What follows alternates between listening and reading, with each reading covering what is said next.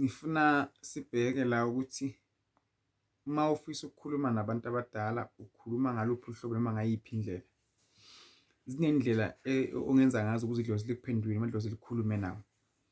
Ungangifaka amakhandlela amabili amhlophe bese amakhandlela soyawetha uthi leli lasekhaya kithi, leli lasekhaya bomama. Amakhandlela ukhanyise omabili akhanye. Bese emveni kwalokho la makhandlela sowukhuluma nawo ukuthi nina basekhaya kithi nani basekhaya bomama hlanganani ningiphi inhlanhla ningiphumelise konke engikwenzako ningithinte ngesami isandla bese kuyalulama bese kuba kahle indlela efanele. Noma kuthiwa nashona ningezwani noma sekukhona abashona bangezwani, zamani ukuthi nizwane ngoba mina ngifisa ukuthi impilo yami ihambe kahle. Ningisengathi konke la ngihamba khona ngifisa ukuthi nibe khona nonke.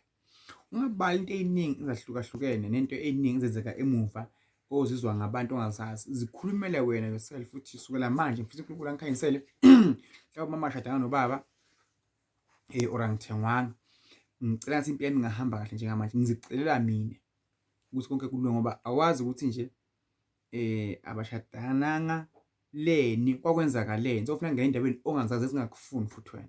So ngibukele khona ekhaya sokhanyisa amakhandlela lakho amabili amhlophe kanje, so wethile leli lakho esekhaya kini lezi ekhaya mamakho bese uyawakhuluza amakhandlela ethi ngicela nini basekhaya mama nani basekhaya kithi ningivulele ukuthi nokuthi ningikhanyisele kanje ukuze zonke into zakho zizokuhambela kahle ngendlela efanele. Futhi-ke akusini nonke nemele ukuthi niphahle ngoba abanye bathi babhungisa impepho naye lo ufuna ukubhungisa impepho. Abanye bangena emanzini ufuna ngena emanzini, kanti ufuna ukubheka ukuthi lesithunywa sakho noma lesimo sakho siyavuma lamanzi na, isimo sakho siyavuma ngokuthi ungenza lokho okuthile ngoba kunabantu mhlawumbe abaney'nyoka banezigubhu banalokho nalokwa. So omunye angaze afika athi lezi zinto azisebenzi kanti ziyasebenza, nedi ukuthi le nto wena uyilandile uyikopile and ayikuvumi, ayilivumi igazi lakho noma idlozi lakho aliyimukeli leyo nto. Into kumele uyenze i-one, check-a kokuthi lo okufanele wena ikuphi ukuze impilo yakho ihambe kahle, ube nemali uphumelele, ube nemuzi, ube nebhizinisi, ube nezimoto ufane nabantu bonke. Njengamanje nje njengoba ngikhuluma nawe umthandla mina ngithini kuwe, sithathe isikhwama sakho nami ngithathe sami isikhwama sisibeke emhlane, sike sifune impilo ingakuphi, siyekele ukukhala nekuhambe sikhomba abanye ukuthi abanye banuthwele banuwenze ukuthi nokuthi uzobona uzophumelela.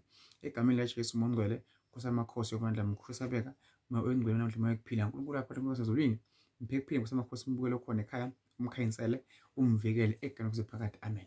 Ubukele khona ekhaya ngisePetritif eMpumalanga noma ufuna zikhona iwasho mhlawumbe lwesithunywa konke okufuneka nje kukhona. Inkosi yokubusisa ubule amavidiyo ami. Ngiyabonga.